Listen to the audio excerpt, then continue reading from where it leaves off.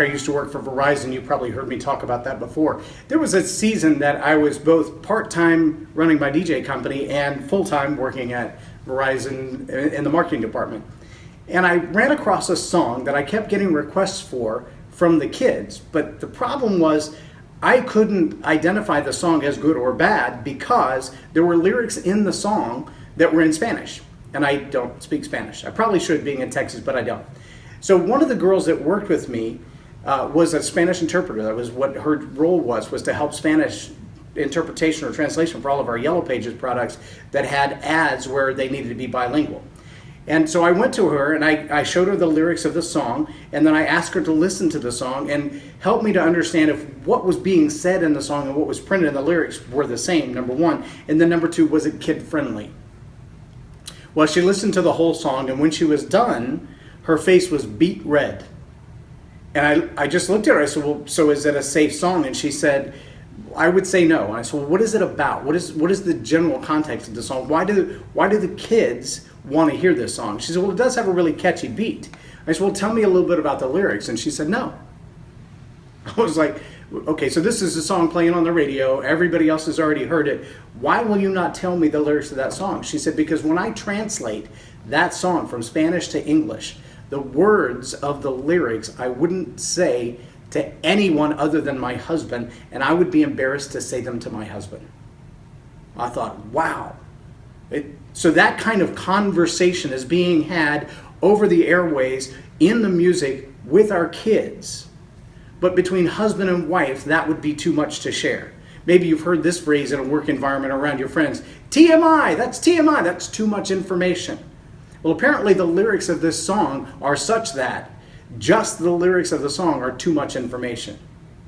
I want to use that contrast to say, we have, I think in our country, we have two significant extremes. And those significant extremes in this particular case have to do with intimacy. Today we're talking about the attitude of intimacy. What does it mean to have an attitude of intimacy? Now, it's real easy to think about intimacy, and most people think sex when they think intimacy. Here's a truth. This is an absolute truth. Every conversation about sexuality is of intimate nature. It is not possible to be sexual without being intimate. I know people have a hard time with that because they think you can have a one-night stand. That's still intimate. Well, you could just hook up. That's still intimate. There's no way to have a sexual conversation or a sexual relationship without intimacy. But the converse is not true. The opposite is not true. It would be like saying all Texans are rednecks. Well, there are a lot of rednecks in Texas, but not every Texan is a redneck. Okay? So it is true that all sexual conversations are intimate. All sexual encounters are intimate. But not all intimate conversations are sexual. You follow me? Not everything you do that's intimate is sexually oriented. When we talk about how that works in our workplace, in our teams, in a form of leadership, even in our home relationships, there's a need for intimacy between myself and my sons.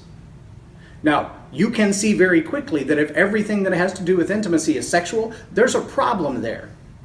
But everything that has to do with intimacy is not sexual. It's just that everything that's sexual has to do with intimacy. So let's talk about the intimacy that is not sexual. It's about opening up and sharing your feelings. It's about being honest about who you are and how you feel. And a lot of people have a hard time with that because they've always understood if it's intimate, it's sexual. That's not true. That's a lie. And that lie is intentional. That lie has two layers to it. The first layer of the lie is if you're talking about intimacy, you must be talking about sexual. So that means you can't reveal secrets, you can't tell anything, you can't share your emotions, you can't be real with someone without it meaning something else. But at the same time, there's another layer of that lie that says you can be sexual without being intimate, which then makes sexuality a function, a performance, rather than a relationship. And that is just as destructive as thinking that everything intimate is sexual. Back to this side, we're just going to talk about intimacy in the way of communication. You know, there's a dynamic that happens in any work environment, whether it's the boss or it's a peer or it's someone who works under you or reports to you, that you've got to be able to understand what's going on in their world. What's important to them? What are they thinking about? If someone comes to work every day and they're always in a cheery mood and they're always happy and easy to get along with and fun to talk to and blah, blah, blah, and they come in one day and they're closed off. They're completely shut down. They don't want to talk to anybody. They want to go straight to the desk, do their work, get out the door. That's usually a sign of something. If you don't have intimacy built into that relationship already, the odds that you're going to find out what that something is are zero. And because you can't find out what they are, you can't accommodate. My wife is a very, very quiet person. And just a few weeks ago, she lost her mother. That's a traumatic event for anybody in any life. But her family, beyond that, is very quiet. Just like my wife, they're very quiet. They don't express a lot. They talk to each other, and even when we're all together, we've been married over 20 years, there's not a whole lot of conversation that goes on between us that's not surface level. We've never talked about feelings with her dad or her brother, and so those conversations, even in the time of the passing of a loved one, didn't happen. But she goes back to work and she has intimate level relationships with some of the girls that she works with. And that's given her the opportunity to express and to vent. Imagine if she had those bottled up emotions that don't get talked about at the family, and then she went back to work and didn't have a plans to talk about them. Can you imagine how stressful work would be? Perhaps you have people that you work with every day that you've never taken time to just have a cup of tea or have a cup of coffee or sit over lunch and say, so tell me about your world. Tell me about your spouse. Tell me about your kids. Tell me about your life. What's important to you? I truly believe that good leaders care about their people. And part of caring about your people is understanding that you've got to know them. Know, like, and trust, building rapport. Those are critical, especially in good leadership. John Maxwell says it all the time. No one cares how much you know until they know how much you care. And that is part of building intimacy. Perhaps you've worked around people who are really standoffish. They don't want you to know anything about them. Why? Probably because they don't trust you. Are you trustworthy, or is it their lack of trust that creates the issue? Here's one thing that I found about trust. It's reflective. If I find myself to be untrustworthy, I tend to not trust people around me. If I find myself to be dishonest, if I know that I've lied about things and my integrity is in question, then there's a good chance I'm not going to trust people around me. And that's pretty easy to tell when people won't open up and tell you anything. Now, the next level of intimate manipulation comes in when they won't tell you anything, but they ask you everything. So tell me about this, tell me about this, tell me about this, tell me about this, tell me about this. And you feel like they're gathering arrows to shoot you with later. That's not a balanced form of intimacy. That level of trust should move notch by notch on either side. We use tripods sometimes to raise lights in an event. And in order to raise those lights, that truss that goes across may be 16 to 20 feet long. And if you raise one tripod faster than the other, it gets in a bind. And now you're completely stuck because of the weight of the truss. This one won't go up any further until this one does. But this one can't come down and this one can't go up. You're stuck. And if you don't notice that soon enough, the minute it gets out of kilter, you get frozen right there, and it takes a lot of work to get that unstuck. Relationships are very much the same. If the level of intimacy and trust is built at an impar or at a different level, if they're not in parity with each other, then you're going to have some major, major problems as time goes on. That's what I'm talking about when I say intimacy, trusting each other with your feelings. So one form of that intimacy is communication. It could be verbal communication, it could be written communication, it could be the emotional expression as you're around each other. There's a great book called The 5 Love Languages, and there's even the five languages of appreciation that is made for the workplace. Now, the 5 love languages is still the way the individual human communicates, whether they're at work, they're at church, they're at school, they're on the playground, or they're standing in line at Starbucks. An example might be, I know people who are just huggers. You may have never met them before in your life, but they won't settle for a handshake. They want to embrace you. They want to hug you. They want to be all up in your space. For the most part, I'm okay with that, but generally speaking, I like to know somebody a little bit before they start throwing their arms around me. I'm not uncomfortable hugging a stranger, but I do know some people that if you even reach for them, they're like, dude, get out of my space. No, way too close. I don't know you like that. And so you need to be comfortable with what their love language is. Some people, their love language is touch. It's mine. My wife for 20 plus years has fallen to sleep at night rubbing my back. Why? Because it puts me to sleep. Because I love to be touched. So she did little fingernails on my back, puts me to sleep. It's happened for us so long, though, that she now has a hard time going to sleep if I'm not there to rub my back.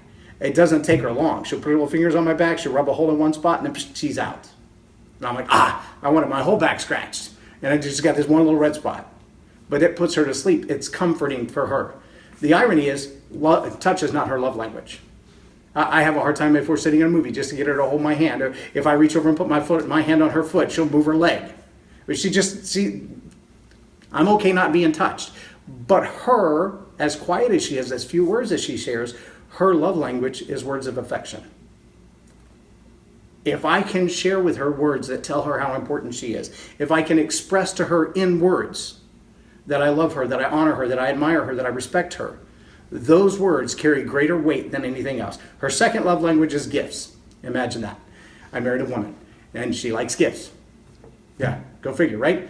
But her number 2 is gifts. There are some people who gifts is like way down at the bottom of the list. So when you buy them things, they don't feel appreciated, they feel manipulated. It's important as a leader to understand the love languages of the people that you work with. Do they want to hear those words of affirmation, those words of affection, or do they want a touch? Maybe when it's appropriate, it's okay to walk up and shake somebody's hand and have that extra grip, or grab their elbow to let them know that you care about them beyond the cordial handshake. But all of those are things that you need to know in your environment, the love language of the people you deal with, and communicating with them not the way you want to be loved, but the way they want to be loved. One of the challenges we had early on in our relationship, because touch is my love language, is that I would touch her, and when she didn't want to be touched, I felt rejected. It wasn't about rejection. That's just not her love language. It would be like speaking to her in Latin. She has no idea what I'm talking about or what I'm trying to express because it's not her love language. But when I learned to speak in her love language, that changed everything. There are people that you work with. There are people that you pass in Starbucks who have a love language that's being deprived right now. They haven't heard those words of affirmation. No one has patted them on the back recently. They may be the person who walks in a room full of strangers and wants a hug from everyone, but no one around them wants a hug. And so they're being deprived of that. And you'll see them. They look like arid deserts. Their emotional countenance is just drained. And when you add to that the stress of a job or a relationship, and they're not being fulfilled and they're not having a chance to express, you're going to find a person who withers up and dies emotionally really, really quick. Intimacy can heal that. Intimacy can solve that, because it's about connecting with that person for what's important with them, loving them where their love language is. My oldest son has touch as his love language as well. And one of the ways that I express that to him is when we wrestle.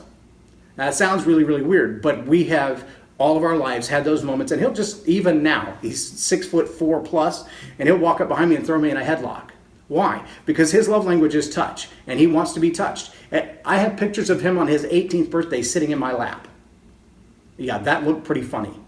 Looked like a worm trying to write a June bug, because he's just like all sprawled out, and I'm just sitting in the chair in a little ball.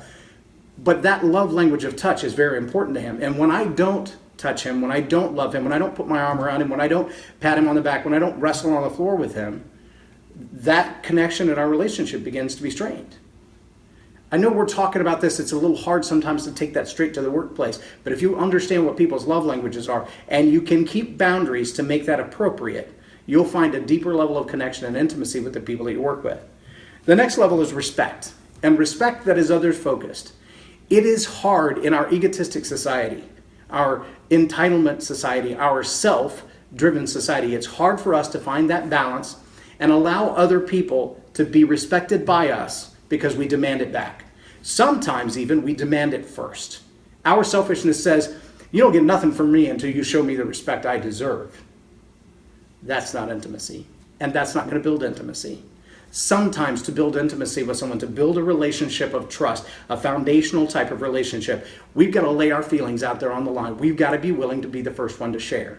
We've got to be willing to be the first one to be vulnerable. We've got to trust and respect that other person, even if they haven't earned it yet. How's that for a tough one? Trust and respect the other person, even if they haven't earned it yet. And sometimes you're going to get burned doing that. Sometimes you're going to extend that trust or offer that respect, and what you're going to get in return is hurtful. What you're going to get in return is lies and manipulation. You still got to trust that it's worth it. And there are going to be those times that you fooled me once, shame on you. But if you fool me twice, shame on me. I've got to decide whether it's safe to trust you. And the only way I'm going to learn that is if I trust you first. But if I trust you and you fail me, our relationship is always going to have some challenges. There's going to be second chances. There's going to be a lot of grace. But there's also going to be a place where I watch cautiously. I understand that an alligator has one goal, and that's to feed itself. Alligators are not nurturing by nature. You ever thought about that? Crocodiles, they don't make good pets. Dragons, they don't make good pets. If you have a pet dragon, that's just grooming so that you'll be better lunch later. If you have someone in your organization that is that kind of emotional carnivore, they're looking for chances to manipulate. You've got to identify them soon. And then here's the other thing you've got to know. There are times that a necessary ending comes about. A great book. Try to remember who wrote it. I'll tell you in a moment. It's called Necessary Endings. Gary Townsend, perhaps? I think it was Gary Townsend. Look it up, though. Look up Necessary Endings and read that book. He talks about the idea. He's also the same guy who wrote Boundaries. The idea that there are times in our life that the end of a relationship, the end of a career, the end of a job, the end of an education is the best thing that could ever happen to us. Again, we're talking about intimacy. We're talking about there's a place in a relationship that it needs to be over, that you've got to sever it. My mom used to say all the time, either fish or cut the bait. If you're not going to fish, just cut the string off, let the worm fall to the bottom of the sea and be done with it. But you need to decide, are you going to fish or are you going to cut the bait loose? Which one's it going to be?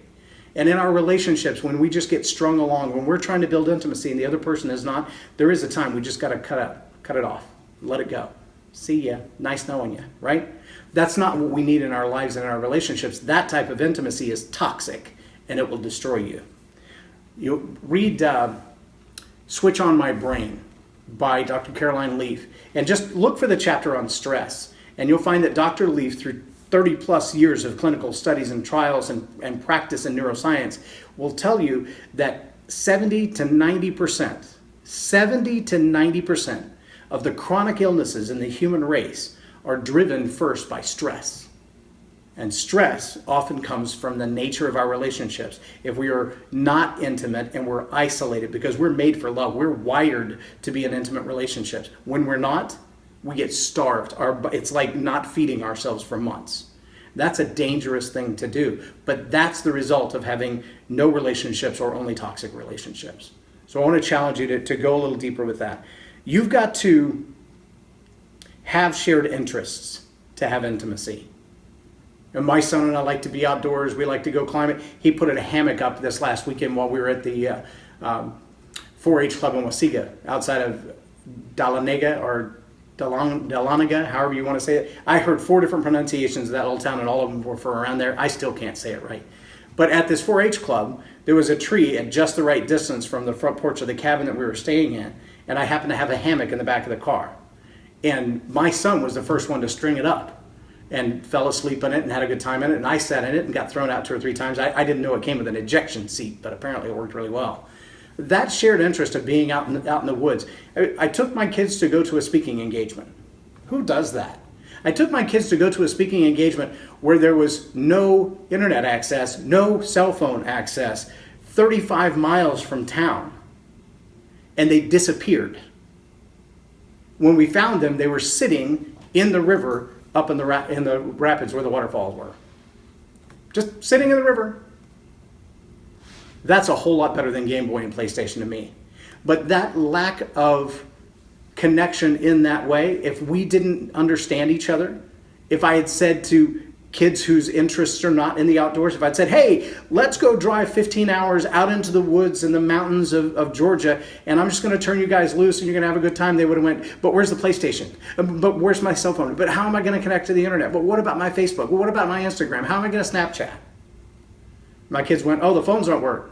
Okay. I left them in the cabin, put on their boots and their jeans or their shorts and took off. I didn't see them for hours. But that knowledge of what their shared interests are is what gave me the opportunity to make that a vacation for them. I know that sounds weird, but that's exactly what I'm talking about. If you know you've got somebody that works on your team or somebody who's a part of your family or part of your group, and you know that they have an interest that you share, that may be your only connection point. We love classic cars. We love to go fishing. The guy that I work for now is a collector of classic cars. He has a phenomenal collection of cars. And every one of them I love. I would love to have every one of them. But they are unique. They're one-offs or they're very limited editions. And he drives them at random, and I'm like, which one do you like best? He's like, it depends on the mood I'm in. But we could talk about old classic cars and collectibles and stuff like that all day long because we have a shared common interest there beside our relationship with Christ. Those are the types of things that I'm talking about when you get to know someone loves to cook. Well, you could talk about cooking. You don't have to get deep off in their business about the size of shoes they wear or the boxer shorts or do you wear boxers or briefs or, how often do you and your wife make love? That's not the kind of intimate conversation I'm talking about. But having a conversation that expresses in their love language respect for them on a common interest. Talk about what's important to them. Dale Carnegie says it all the time. Talk in the interest of the other person. If you're always talking about you, that gets old really fast. You may be a deep well, but that's still going to get old really fast. Why? Because most people want to hear themselves talk about what's important to them. Let them talk. And finally, intentional. You have to be intentional about intimacy. Intimacy will not happen by itself. Being intimate takes work. Like I said before, it takes laying your emotions out there first, being vulnerable first, being respectful first, telling your stories first, sharing your interests first. If you're the leader, that's your role. It really is. Open the door for people to come into your life and understand you differently. Now, you may pick one area of shared interest with each individual person. I love to cook. This person loves to cook. That's my connection with them. Maybe you like a fine glass of wine, and that person likes a fine glass of wine, and that's your connection with them. Maybe you like classic cars, and this person likes classic cars, and that's your connection with them. And it may be that none of those people have crossing interests. But you may have a group of people in your organization that all love to cook, so you get together on Saturdays and you cook together. That's a way of building intimacy. But that takes intentionality. You've got to work at that. That will not happen on its own. You won't just wake up one day and go, oh, you love to cook, I love to cook, yay, we're best friends. It doesn't work like that. You're not going to build intimacy in your family. You're not going to build intimacy in your relationships at work. You're not going to build intimacy in relationships with absolute strangers. Yes, you could build intimacy with an absolute stranger. The job I have right now is because I was able to connect and build rapport with an old guy in a donut shop. We have a little different relationship now than we had 2 years ago when we met in that donut shop. Part of that is our faith. That was the common ground that we met on. But we have a lot of different shared interests since then. He has 6 kids, I have 4. He has a wad of grandkids, I have a wad of grandkids. We enjoy a lot of common ground. But it started with our faith and the fact that neither one of us were abashed to talk about that or ashamed to talk about that in Dunkin' Donuts. That's the kind of connection you can make with absolute strangers and the way it can change your life. If you stay closed off, if you emotionally are closed to the people closest to you or the people that are absolute strangers, if you shut them down and keep your emotions to yourself, you're not going to build intimate relationships. And a lot of opportunities in life come from relationships, not just education, not just job history, not just your resume, not even being quick, smart, talented, or gifted. That's not what does it. Most people hire because of good, solid relationships. Several times I've been hired for jobs that my resume wasn't qualified for, that my education wasn't qualified for. Why? Because I had relationships. The first job that my boys and I had besides working for me, when I walked in and saw the boss, I said, hey, are you hiring? And he said, I am. And I said, I've got 2 teenagers looking for a job. And he just kind of laughed. And he said, I don't hire anybody under XYZ age, and it's just because they're unreliable, they don't show up for work on time, they don't do the things that they're supposed to. And I said, oh, okay, I understand. He said, wait, you said you have 2 teenagers. I said, yeah. He said, are they your children? I said, they are. He said, oh, I'd hire them all day long. I'm like, do you need a job application? He's like, no, I just need their credentials. I need the stuff for their W-2 form.